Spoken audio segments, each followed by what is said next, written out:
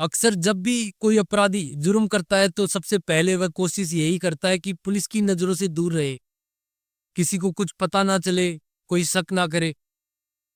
लेकिन आज जिस केस की जो सच्ची कहानी हम आपको सुनाने जा रहे हैं, उसमें कातिल ने ऐसा कुछ नहीं किया। उल्टा उसने न सिर्फ दो लोगों की बेरहमी से हत्या की, बल्कि जो खुद ही दो बार पुलिस के पास पहुंच गया। पहली बार अपने ही किए हुए अपराध की रिपोर्ट लिखवाने, और दूसरी बार उसी रिपोर्ट की ठीक से जांच न होने की शिकायत करने। सोचिए, कातिल पुलिस स्टेशन के चक्कर काटता रहा और पुलिस महीनों तक समझ ही नहीं पाई कि सामने खड़ा यही इंसान असली गुनहगार है। ये कहानी है साल 2022 असम की, एक खौफनाक डबल मर्डर केस की, जिसमें एक माँ और उसके बेटे को निर्ममता से टुकड़ों में काटकर मेघालय के जंगलों में फेंक दिया गया। इस केस को वंदना कलिता केस के नाम से जाना जाता है। अब ऐसे में सवाल खड़े होते हैं, आखिर इस केस की असली सच्चाई क्या है? शिकार कौन थे और कातिल कौन निकला? दोहरी हत्या की वजह क्या थी? कातिल पुलिस की नाक के नीचे घूमता रहा तो फिर इतने महीनों तक पुलिस को कुछ पता कैसे नहीं चला? और जब सच सामने आता है तो कैसे आया? इन सारे सवालों के जवाब आपको इस कहानी में आगे मिलेंगे, तो जरूर आप वीडियो के आखिर तक बने रहिए, क्योंकि यह केस आपके होश उड़ा देगा। नमस्कार दोस्तों, मैं हूं युग बगड़िया। अगर आप पहली बार हमारे चैनल पर आए हैं तो चैनल को सब्सक्राइब कर लीजिए और बेल आइकन दबा दीजिए, ताकि हमारी हर नई कहानी की नोटिफिकेशन सबसे पहले आपको मिल सके। दोस्तों, आज की कहानी इतनी रहस्यमयी और दिल दहला देने वाली है कि इसे सुनकर आप सोच में पड़ जाएंगे। तो चलिए इस कहानी को शुरू से जानते हैं। तारीख थी 29 अगस्त 2022। असम के नूनमती पुलिस स्टेशन के अंदर रोज की तरह पुलिस वाले अपनी अपनी जो फाइलों और काम में लगे हुए थे। तभी थाने के गेट से करीब 30 से 32 साल की एक महिला अंदर आती है। उसका नाम था वंदना कलिता। वंदना सीधे पुलिस अधिकारियों के सामने जाकर कहती है कि उसकी सास संक्री डे और उसके पति अमर ज्योति डे दोनों गायब है। उनसे कोई संपर्क नहीं, कोई कॉल नहीं, कोई मैसेज नहीं। वह उनकी मिसिंग रिपोर्ट दर्ज करवाती है। वंदना का बयान पुलिस लिख लेती है। वह बताती है कि कुछ समय पहले जो सास अकेले रहने के लिए एक दूसरे घर में शिफ्ट हो गई थी, लेकिन उनका मिलना जुलना, बात करना सब जारी था। अचानक पिछले कई दिनों से दोनों से जो अचानक संपर्क टूट गया। पुलिस इस बात को गंभीरता से लेती है और खोजबीन शुरू कर देती है। रिश्तेदारों से पूछताछ, आसपास के इलाकों में तलाश, जहां जहां दोनों जा सकते थे पुलिस हर जगह अपनी छानबीन करती है, लेकिन कुछ भी हाथ नहीं लगता। दिन बीतते जाते हैं, हफ्ते बीतते जाते हैं, और देखते ही देखते 2 महीने गुजर जाते हैं। फिर भी पुलिस के पास कोई सुराग, कोई सूचना, कुछ नहीं। लेकिन फिर इस केस में आता है जो एक अचानक से ट्विस्ट। तारीख 21 नवंबर 2022, वही जो नूनमती पुलिस स्टेशन, लेकिन इस बार पुलिस के पास आता है एक युवक। उसका नाम निर्मले डे। निर्मले खुद को जो शंकरी डे का भांजा बताता है। वह भी ये जो बताता है कि उसकी जो आंटी और उनके बेटे का कई महीनों से कोई अता पता नहीं है। लेकिन इस बार जानकारी वही पुरानी नहीं थी। निर्मले एक नई और बहुत ही जो महत्वपूर्ण बात बताता है। शंकरी डी के एटीएम कार्ड से गायब होने के बाद भी कई बार पैसे निकाले जा चुके हैं। बस पुलिस की आंखों में एकदम से चमक आ जाती है। मतलब कोई न कोई तो उस कार्ड का इस्तेमाल कर रहा था, और अगर एटीएम तक पहुंचा जा सके तो शायद गायब लोगों तक भी पहुंचा जा सकता है।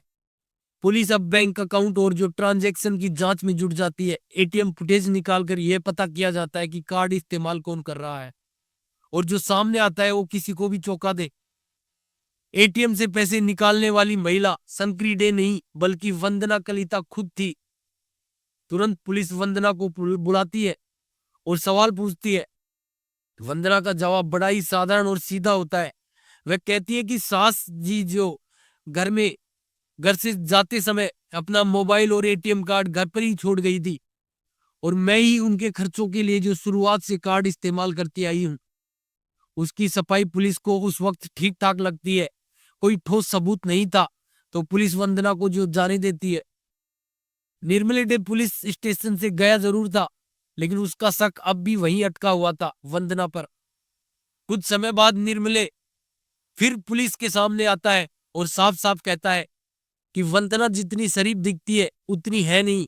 मुझे तो पूरा शक है कि सास और पति के गायब होने के पीछे इसी का हाथ है। इस पर नजर रखनी चाहिए।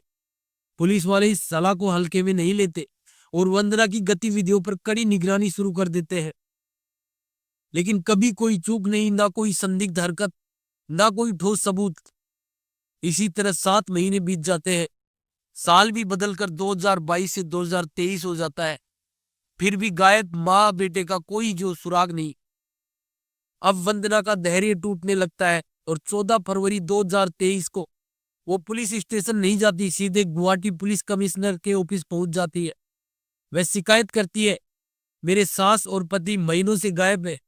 मिसिंग रिपोर्ट दर्ज करवाए भी महीने हो गए, लेकिन पुलिस जो ढंग से जांच नहीं कर रही।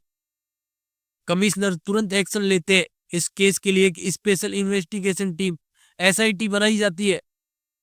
यही से शुरू होता है असली खेल। SIT वंदना की हर जो संदिग्ध हरकत पर बारीकी से नजर रखती है और धीरे धीरे कई बड़े राज खुलने लगते हैं।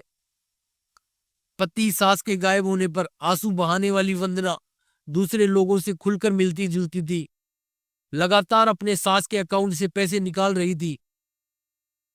शंकरी डे की गुमशुदगी को लेकर वह अलग अलग लोगों को अलग अलग कहानियां सुनाती। जांच में यह भी सामने आता है कि शंकरी डे के नाम तो कुल कम से कम 5 फ्लैट थे। 3 फ्लैट्स में जो परिवार रहता था, 2 किराए पर चढ़ाए गए थे। लेकिन सास गायब होने के बाद किराया जो वंदना खुद वसूलने लगी और बाकी बचे 3 फ्लैट वंदना ने किराए पर दे डाले। अब पुलिस की नजरों में सबसे बड़ा संदिग्ध सिर्फ एक ही नाम था, वंदना कलिता। पूछताछ शुरू होती है। निर्मले डे को भी जो बुलाया जाता है। निर्मले से घंटों पूछताछ होती है। वह हर बार की तरह सटीक और एक जैसा बयान देता है। पुलिस उसे जाने देती है, लेकिन जो वंदना, उसकी हालत इस बार पूछताछ में जो बद से बदतर होने लगती है। जवाब बदलने लगते हैं, कहानी बार बार पलटती है, घबराहट साफ दिखने लगती है। अब पुलिस को पूरा यकीन हो जाता है जो भी राज है वो इसी के पास छुपा है। 19 फरवरी 2023 को पुलिस वंदना को आधिकारिक रूप से कस्टडी में ले लेती है और फिर शुरू होती है सख्त पूछताछ। पूछताछ में वंदना जो स्वीकार करती है वह किसी भी खौफनाक थ्रिलर से कम नहीं था। उसने मान लिया कि सास और पति के गायब होने के पीछे वही है और यह सिर्फ अचानक किया गया जुर्म नहीं, बल्कि एक लंबी सोच समझकर रची हुई साजिश थी। वंदना पुलिस को बताती है उसकी सास शंकरी डे असम बिजली विभाग में सरकारी नौकरी करती थी। अमर ज्योति डे से वंदना की मुलाकात कई साल पहले हुई थी। शुरू में दोनों की दोस्ती हुई और वही दोस्ती धीरे धीरे प्यार में बदल गई। दोनों ने शादी करने का फैसला किया और अपने अपने परिवार वालों को यह बात बताई, लेकिन परिवार वाले शादी के लिए तैयार नहीं हुए। तब 2010 के आसपास परिवार को बताए बिना दोनों ने शादी कर ली और अलग रहना शुरू कर दिया। शुरू में परिवार ने उनसे संपर्क काट कर रखा था, मगर कुछ समय बाद शंकरी डे ने वंदना को अपनी जो बहू के रूप में स्वीकार कर लिया और उसे अपने घर में रहने की मंजूरी दे दी। सब ठीक चल रहा था, पर बहुत दिन खुशी नहीं टिकी। घर में सास बहू की लड़ाई शुरू हो गई और मामला इतना बिगड़ गया कि शंकरी डे जो नूनमती अपार्टमेंट छोड़कर चंदमरी स्थित अपार्टमेंट में रहने चली गई। अमर ज्योति डे और वंदना नूनमती अपार्टमेंट में ही रह रहे थे, पर पति पत्नी के जो झगड़े खत्म नहीं हुए। वजह थी पैसों की तंगी। शंकरी के चले जाने के बाद वंदना के पास पैसे नहीं बचे, क्योंकि अमर कमाता नहीं था। घर का खर्चा संभालने के लिए वंदना जो जिम ट्रेनर के रूप में काम करने लगी। इसी बीच 2021 में उसकी जिंदगी में एक जो टैक्सी ड्राइवर धंती डेका की एंट्री होती है। शुरुआत में दोस्ती बढ़ी और फिर दोनों और करीब आने लगे। पहले से परेशान वंदना अब पति से छुटकारे और सास को रास्ते से हटाने का जो सोचने लगी। काफी समय तक प्लानिंग करने के बाद वंदना ने अपने कथित बॉयफ्रेंड धंती से अपनी योजना साझा की दोनों ने तय किया कि अगर माँ बेटे को रास्ते से हटा दिया जाए तो सारी प्रॉपर्टी और जो पैसे उनके हो जाएंगे और वे आराम से रह सकेंगे। सब कुछ पुख्ता करने के बाद वंदना और दंती मार्केट से प्लास्टिक सीट और एक बड़ा चाकू खरीदते हैं। फिर एक दिन 26 जुलाई 2022 को जो वंदना जेड रोड तिरियाली स्थित जो उनकी सास के घर पहुंची। पहले वह सामान्य बातें करती रही और फिर मौका पाते ही दंती को अंदर बुला लेती है। घर के अंदर आते ही दंती तकिए से संकरी डे का मुंह दबा देता है और इस काम में वंदना भी सक्रिय रूप से शामिल होती है। जब दोनों को यकीन हो जाता है कि संकरी की जो मौत हो चुकी है तो वे मिलकर जो शव को 3 टुकड़ों में काटते हैं। आगे की प्लानिंग के मुताबिक उन्होंने टुकड़ों को प्लास्टिक शीट में लपेटकर फ्रीज में रख दिया क्योंकि देर तक खुले में नहीं रखा जा सकता था। 3 दिन बाद जब उन्होंने फैसला किया कि शव को जहां तक संभव हो दूर फेंकना है, दंती अपनी कार लेकर आया। दोनों ने जो कटे हुए टुकड़ों को पहले जो ब्लैक गेट में लपेटा, फिर प्लास्टिक सीट से जो ढककर गाड़ी में लोड किया और मेघालय की ओर निकल पड़े। मेघालय पहुंचने के बाद ये लोग सोहर पुलिस स्टेशन के अंतर्गत आने वाले एक गांव में सड़क किनारे मौजूद एक गहरी खाई में उस शव को के टुकड़ों को फेंक देते हैं और फिर बड़े आराम से घर लौटकर ऐसे बर्ताव करते हैं जैसे कुछ हुआ ही ना हो। अब वंदना का अगला टारगेट था उसका पति अमर ज्योति डे।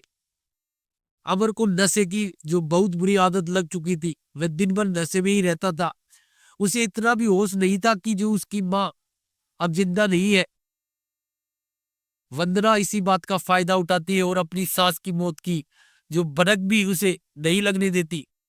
हालांकि इस बीच कुछ रिश्तेदार संकरी डे के बारे में वंदना से सवाल करते हैं। जवाब में वह कहती है कि वह किसी जरूरी काम से शहर से बाहर गई हुई है। सास की हत्या को कई दिन बीत चुके थे। फिर एक मौका पाते ही 17 अगस्त 2022 को वंदना अपने पति की हत्या का प्लान कर लेती है। इस बार प्लान में अरूप डेका नाम के एक जो शख्स को भी शामिल किया जाता है जो धंती डेका का दोस्त था। वंदना पहले से ही घर में मौजूद रहती है। मौका देखकर अपने बॉयफ्रेंड और उसके दोस्त को घर के अंदर बुला लेती है। अंदर आते ही धंती डेका अमर ज्योति के सिर पर जो जोरदार वार करता है। अमर वही गिरकर जो बेहोश हो जाता है। फिर तीनों मिलकर उस पर जो लगातार हमला करते हैं और थोड़ी देर में उसकी सांसें थम जाती है। इसके बाद तीनों मिलकर अमर के शव को 5 टुकड़ों में काट देते हैं। अगली सुबह इन टुकड़ों को प्लास्टिक और फिर जो ब्लैक गेट में लपेटा जाता है और गाड़ी में लोड करके मेघालय के जंगलों में फेंक दिया जाता है। किसी को शक न हो इसलिए वंदना खुद ही पुलिस स्टेशन जाकर पति और सास की जो मिसिंग रिपोर्ट दर्ज करा देती है। लेकिन जब उसे पता चलता है कि निर्मले डे भी जो पुलिस में शिकायत दर्ज करवाने पहुंचा और जो उसकी शिकायत में शक भी वंदना पर जताया है, तो वंदना पुलिस को और जो भ्रमित करने के इरादे से सीधे पुलिस कमिश्नर के पास पहुंच जाती है और पुलिस वालों की शिकायत कर देती है। मगर यही से चाल उसके खिलाफ चली जाती है। अब पुलिस इस मामले को बेहद गंभीरता से जांचने लगती है और कुछ ही दिनों में वंदना का काला सच सबके सामने आ जाता है। इस खुलासे के बाद वंदना को गिरफ्तार किया जाता है। साथ ही इस प्लान में जो शामिल उसके बॉयफ्रेंड धत्ती डेका और जो अरूप डेका को भी पुलिस अरेस्ट कर लेती है। बाद में पता चला कि वंदना ने अरूप डेका को इस हत्या में शामिल होने के लिए 2 लाख रुपए दिए थे, जिनसे अरूप ने अपनी शादी भी कर ली थी गिरफ्तारी से ठीक कुछ समय पहले। तीनों की निशानदेही पर पुलिस मेघालय जाकर दोनों माँ बेटे के शव के जो टुकड़ों को बरामद कर लेती है। इसके अलावा घटना में इस्तेमाल कार, चाकू और अन्य हथियार भी जो पुलिस बरामद करती है। अगर दोनों हत्याओं के मोटिव की बात करें तो पुलिस की ओर से भले ही कोई आधिकारिक बयान नहीं दिया गया, मगर माना जाता है कि वंदना का अफेयर दंती डेका से शुरू हो चुका था। दूसरी तरफ उसका पति बेरोजगार और शराबी बन चुका था। उसके भी कई अफेयर्स थे जिससे जो झगड़े बढ़ते गए और सास से भी वंदना की अनबन लगातार जो जारी थी। इन्हीं सब बातों ने वंदना को इस हैवानियत तक पहुंचा दिया जहां उसने अपने ही पति और सास को रास्ते से हटा दिया। केस की जो मौजूदा स्थिति में जो तीनों आरोपी गिरफ्तारी के बाद जेल भेज दिए गए। मामला अदालत में चल रहा है।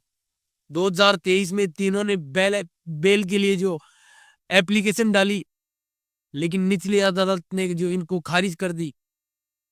कुछ समय बाद दोबारा बेल मांगी गई और 9 नवंबर 2023 को सबसे पहले वंदना को बेल मिल गई। फिर कुछ दिन बाद जो अरूप डेका और दंती डेका को भी बेल मिल गई। तीनों आरोपी अभी जेल से बाहर है, पर अदालत का अंतिम फैसला आना अभी बाकी है। अब वह तो आने वाला समय ही बताएगा इन आरोपियों को क्या सजा मिलती है। आप बताइए, आपकी नजर में अदालत को इन्हें क्या सजा देनी चाहिए? कमेंट बॉक्स में अपनी राय जरूर लिखें। दोस्तों, अगर आपको हमारी कहानी पसंद आई तो चैनल को सब्सक्राइब करना न भूलें और बेल आइकन दबा दें, ताकि हमारी हर नई वीडियो की नोटिफिकेशन सबसे पहले आपको मिल सके। इस वीडियो को अपने दोस्तों और परिवार के साथ शेयर करें, ताकि जागरूकता फैले। हमारा मकसद सिर्फ कहानी सुनाना नहीं, बल्कि आपको सतर्क और जागरूक करना है। अगर आपके पास कोई ऐसी कहानी है जो आप हमें बताना चाहते हैं, तो कमेंट बॉक्स में लिखें। मिलते हैं अगली वीडियो में एक नई कहानी के साथ। जय हिंद, जय भारत।